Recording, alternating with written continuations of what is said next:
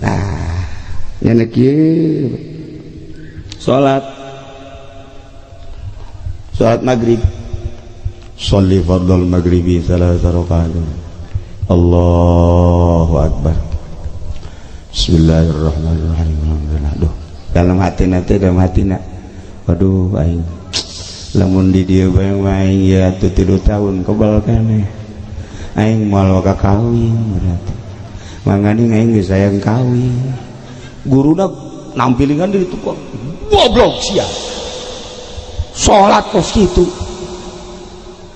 siapa paingan di lembur disiksa sia yang jadi imam ubus ya salat ya yang kawin goblok sia. Masya Allah muridnya nyahuan guru nyahuan bahwa nyara salat kos kitu tah ilah oh berarti guru nyahuan balik deui isukna macul deui terus nyeun empang deui geus menang 1 tahun mangkaning 2 tahun deui geus mudahin rada lilis kita manggulan kayu kabelah ditu ketika di panggulan deui kiai blon cek nya ieu ieu kayu tita dibawa ka ditu ketitu dibawa deui ka dieu boga pikiran kiai blon tampil deui ku kiai jager bae sia ka aing nyebut bolon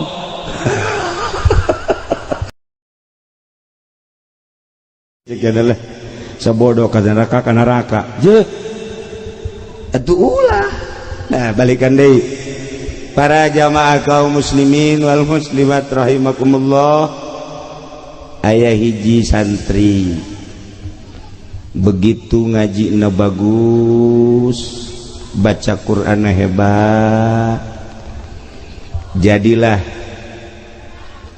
ustad jadilah kiai di pondok geus ngajar ngaji nya. Begitu balik ke imah mulai hayang menguasai masjid kunyana dipilih imam-imamna termasuk nyana hayang jadi imam mulai rada kacau di masyarakat. Kedua manehanana hayang menguasai kekiaian berarti rasa takabur aya. Datanglah nyana ka kiai kolot barang datang ke kiai kolot maca Fatihah maghrib kan geus kolot kan rero kunyana didengekeun baca Fatihahna teu bagus beres sholat maghrib nyana ngomong Pak Kiai udah sekarang gini aja Pak Kiai udah nggak usah ngimamin baca Fatihahnya nggak bagus udah sadar aja dah iya Kiai udah nggak bagus baca Fatihahnya udah ntar besok saya aja yang jadi imam tak iya santri kakarak bisa ngaji doang isuk nyana ngomong gitu deh 3 poe berturut-turut jangan ngomong gitu deh akhirnya cakokolot dirinya ya goblok ya budak ya yang jadi imammu ayah digeser punya anak sakali deui sia ku aing tampili enggak tahu gua orang rawa pancing kali lu pijang bener bae kaupat peting begitunya nang imaman deui kiai kaupat peting kunyana dinasehatan deui kiai eta ku jawarai tampiling kabur lo jangan ada di sini bukan begitu ini kiai tua ini udah enggak sah pembacaannya enggak bagus sah enggak sah ini urusan gua lu yang baru datang mabur sono akhirnya ku lantaran ditampilingan sombong garep kiai tuh yana balik deui ka imah kiaina ka ditu ka guruna cek guruna kunaon sih eta bararangep sagede kieu tempeleng kiai katanya siapa yang tempeleng orang kampung atuh sia lamun ditampilingan ku urang kampung berarti teu beres hirup sia cicing deui di dia hirupna cicing di dia sia ulah balik 3 tahun deui waduh kiai mangganing kula ieu pan geus jadi geus bisa ngaji naon deui ja alfiah bisa, johar maknun bisa, mantek bisa, ngaji fikih bisa, fatuminah geus bisa. 3 tahun sia cicing lah di dieu. Ulah waka balik. Ulah waka berarti aya kekurangan di diri sia. Akhirna ngaladen ka guruna.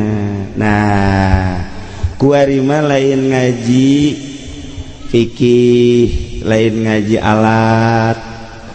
Jadi ku guruna titah macul. Beres macul sasawah gali empang. Tas gali empang nya kieu we guru nyiksa aing ceknya sia. Aduh, aing disiksa ku guru. Barang keur ngeujeuna ngomong gitu tak keur disiksa ku guru deui tampilin goblok sia. Emang aing nyiksa sia tolol sia. Nyahueun tah bahwa nyanda teh boga pikiran disiksa ku guruna nyahueun. Nah, nya kieu salat maghrib, sholli fardhal maghribi 3 rakaat. Allahu akbar. Bismillahirrahmanirrahim. Aduh, dalam hatina. Waduh aing lamun di dieu bae aing ya 3 tahun kebal keneh. Aing moal ka kawin berarti. Mangani aing geus sayang kawin. Guruna nampilingan di ditu kok goblok sia. Salat kos kitu. Siapa paingan di lembur disiksa. Sia yang jadi imam ubus ya salat yang kawin goblok sia. Masya Allah muridnya nyahuan, guru nyahuan bahwa nyara salat kos kitu tah. Iyalah berarti guru nyahuan balik deui isukna macul deui. Terus nyeun empang deui. Geus menang 1 tahun, mangkaning 2 tahun deui. Geus mudahin rada lilis. Kita manggulan kayu kabelah ditu ketika di panggulan deui kiai blon cek nya ieu. Ieu kayu tita dibawa ka ditu ketitu dibawa deui ka dieu. Boga pikiran kiai blon tampil deui ku kiai. Jager bae. Sia ka aing nyebut bolon. Nah, iyalah kakarak sadar jana masyaallah. Ieu kiai nyahoan bae cek nya ieu ka hate aing. Aing sakakaler nyaho ka kidul nyahona. Inget ke Syekh Nawawi. Syekh Nawawi boga minantu ngaranna Najihun. Begitu lempang Syekh Nawawi Tanara. Syekh Nawawi Tanara begitu lempang tuh ti kampung naon gara? Syekh Nawawi Tanara. Kade ka mau di perjalanan kan aya pondok pesantren. Santrina loba Syekh Nawawi makan santrina ngan boga 11 12 saat eta. Ieu mah di dieu aya 200 santri. Eta kan minantuna ngomong kieu di jero hate. Aing lamun di dieu mah ngaji meureun bisa ngaji, santrina loba. Ditowel ku Syekh Nawawi. Lo boga pikiran di dinya bisa ngaji can puguh sia. Hate aing kanyahoan. Ih kakara ge ngagerentes doang kanyahoan geus. Saya juga tahu Haji Asma artinya ada pengen ya. Pengen apa? Dan ntar berdua aja ngomongnya ya. Iya udah ketahuan lah, adalah. Tuh, kajahoan. Nah, ya si murid 2 tahun deui mulai kuari Masya Allah. Koreng guru lain semata-mata ngaji nahu doang, ngaji alat, ngaji fikih. Iya orang penting nama ya Allah ya Rabbi. Mulai kuari dibersihan hati tina takabur, tina ujub, tina ria, tina hasud. Geus kuari geus geunah. Salat mutatadina Allahu Akbar macam-macam. Manusia kan begitu salatnya macam-macam, tukang karung ka karung, tukang bebek ka bebek. Salat tukang bebek mah lain alhamdulillahirabbil alamin. Tukang bebek makan gitu. Tukang gabah gitu kene, tukang sayur. Nah, lamun geus beres bersih, salatkan ka Allah. Nah ieu ge jelema si santri teh setahun keduana geus mulai rapi ka Allah. Pikeun ria, pikeun ujub, pikeun takabur, pikeun hasud, pikeun hubul jah, hubul mah, hubul mal, hubul riasa, lempeng ngaji bae. Ibadah ka Allah. 2 tahun geus bagus. 3 tahun geus lempeng. Mantap begitu dek balik 3 tahun dipanggil ku guruna. Sia kuari beusi dek balik wenten naon ka ditu magahan ngaji di lembur. Lah embung lah kiai dek di dieu bae. Kamari mah sia geus hayang di imah. Kuari mah pan hayang di dieu.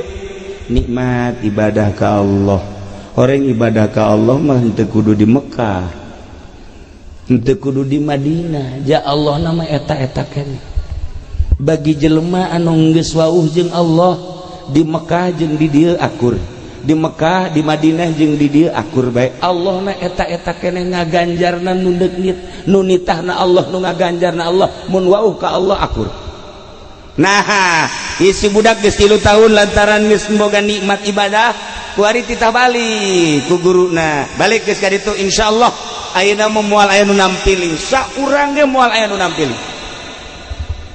Pamit nyana ke guruna ti guruna pamit langsung milu salat deui ta jeung kiai kolot teh magrib milu salat babacaanna eta keneh kiai kolot tapi dihadapi ku hati nu ikhlas nikmat karasa sapoe 2 poe 3 poe ditanya ke kiai kolot ceng Aisyah di mana? Abdi urang dia kene. Ke. Siapa santren di mana? Beja di anu, di kiai anu. Masya Allah, ceng. Ulah kamu mananya cengnya? Kunaon? Ke isuk mah ceng imamat. Ih ulah. Ente abaye geus kurang pati sehat. Coba aceng imaman ke isuk mah. Ih, ente mak kiai baik kiai ente aceng coba pangimamankeun ye masjid. Akhirnya isuk mah tampil ngimaman. Begitu ngimaman nyana babacaanana biasa sakumaha keur ieu. Sapoe 2 poe 3 poe kapakelah ku masyarakat. Sanggeus kapake ku masyarakat ditanya, "Ceng, aya aceng geus kawin tah encan?" Encan. Mus aya niatan kawin. Aya niatan kawin mah aya ngan lah tuh saha nu daekeun ka kula tuh. Keur ieu mah keur kakarak bisa ngaji doang. Perempuan mana? Tukang gua wirid dah. Emangnya gua enggak tahu. Nih. A'udzubillahi minasyaitonir rajim. Bismillah. Idz qala Yusuf li abihi ya. Baheula mah kos kitu kuari mah teu. Nah, kuari makan itu lamun geus wauh ka Allah mah kabeh kan ngeunaheun lamun geus wauh ka Allah mah lamun urang geus wauh ka Allah ya santri bobogohan jeung awewe tapi geus wauh ka Allah moal hariwang kula sok nyontohan teh aya hiji santri kabogohna santri deui begitu duduaan di pos kamling hujan ngadeukeutan kan rapet begitu ndek dicekel kula laki cekal kunaon besi aya nu neuleukeun coba emak abah deuleuh heula besi hudang keneh intip pula laki udah tidur ya tenang dong di toilet kenapa besi aya Bisa RT RW hudang kena coba dideuleuh heula kabeh enggak ada pareuman lampu pareuman trek dempet begitu dek dipeluk Allah geus neuleukeun wih iya ya Masya Allah tah lamun nyaho ka Allah makan geunah izin ka Allah Allah meneuleukeun bae urang duaan ki Allah neuleukeun ya Allah coba lamun teu ka Allah gitu dicekel guys belah sini no megangnya jangan yang itu, yang mana? Yang empuk-empuk dah. Eta kan teu jauh ka Allah. Ya, lamun jauh ka Allah mah moal. Asa dideulekeun ku Allah, moal hariwang. Urang boga keyakinan Allah neulekeun, moal hariwang kajeun ka kamana? Kajeun ku kumaha ge. Nah, ieu dari tawaran kawin ku kiai, daeklah kawin, sanggeus kawin kakarek berpikirnya na masya Allah. Horeng ilmu teh lain sakadar ilmu nahu, ilmu alat, ilmu fikih, tetapi nu paling penting cicing di imah adalah ilmu batin, ilmu jang ibadah ka Gusti Allah Subhanahu wa taala. Nu paling hese ya, nu paling hese lain nungtun jelema tina teu bisa maca Quran jadi bisa, masih kecil. Menuntun santri dari tidak tahu baca kitab jadi bisa, kecil. Tatadina teu bisa maca Fathul Muin dituntun ku kiai jadi bisa, leutik. Tatadina teu bisa maca tafsir lantaran dituntun ku kiai jadi bisa, belum apa-apa. Nu paling hese teh nungtun santri, nungtun masyarakat, nungtun umat. Tina henteu nyaho ka Allah jadi nyaho, tina nu henteu ikhlas jadi ikhlas, tah nungtun eta nu hese. Ku ayeuna sakitu ibu-ibu, bapak-bapak, para hadirin jamaah kaum muslimin wal muslimat rahimakumullah. Satu, hiji perhatikeun urang hirup di alam dunia sing nyaho jalan.